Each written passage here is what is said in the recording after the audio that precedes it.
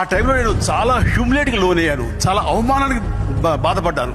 అంటే Indian cinema అంటే Hindi cinema అని మాత్రమే ప్రొజెక్ట్ చేశారు వాళ్ళు.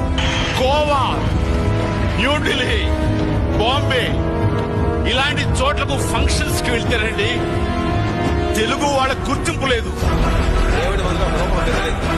అర్జునుడు లాంటి రూపం, ఇప్పుడు లాంటి బలం, అభిమన్యుడు లాంటి పౌరుషం, రాముడు లాంటి గుణం, కృష్ణుడు లాంటి సంమోహనం. ఆ పిల్లవాడికి పేరు పెట్టాడు.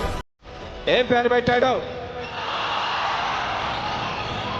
ప్రభాస్.